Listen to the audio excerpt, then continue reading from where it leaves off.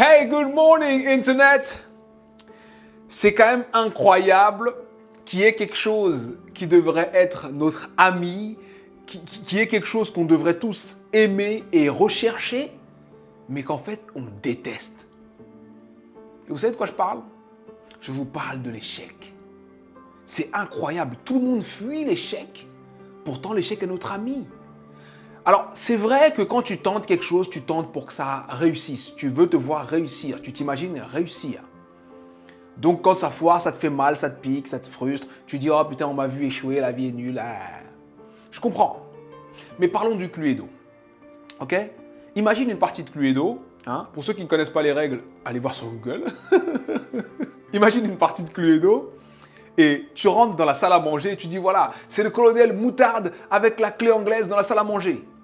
Deux possibilités.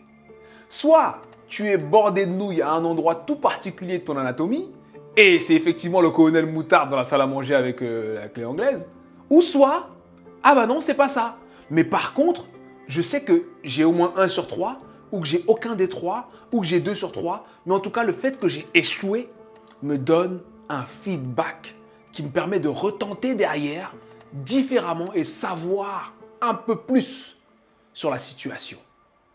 Et en réalité, c'est ça l'échec. Il y a des gens qui réussissent par chance comme ça. J'ai lancé ma première entreprise et je suis devenu milliardaire. Bravo! Heureusement qu'on est 7 milliards sur Terre, donc il faut que ça arrive à des gens. Mais les autres, on ne gagne pas comme ça. C'est quoi cette stratégie, franchement? Je compte sur la chance. C'est quoi cette stratégie? Accepte l'échec dans ta vie. Chaque échec va te donner des infos. C'est pas le colonel Moutarde, c'est pas la clé anglaise, c'est pas la salle à manger. Du coup, c'est quelle salle? Du coup, c'est quelle arme? Du coup, c'est quel coupable? Et c'est comme ça que ça marche. Il faut avancer vers l'échec. Pour parler un peu plus globalement, comprends que j'adore parler de tu veux ta nouvelle vie, il faut que tu sois la nouvelle personne. D'accord? J'adore parler de ça. Et maintenant, il faut que tu comprennes que pour entrer dans ta nouvelle vie, donc pour être cette nouvelle personne, il faut que tu aies appris des nouvelles choses. Pour apprendre des nouvelles choses, il faut que tu aies tenté des nouvelles choses et que tu aies échoué. Imagine que j'essaie de faire des pâtes à la bolognaise. Je connais déjà la recette. Je fais des pâtes à la bolognaise, je réussis. Ça m'apprend quelque chose, ça? Absolument pas. Imagine que j'essaie de faire un soufflé au fromage. Je rate. Ah!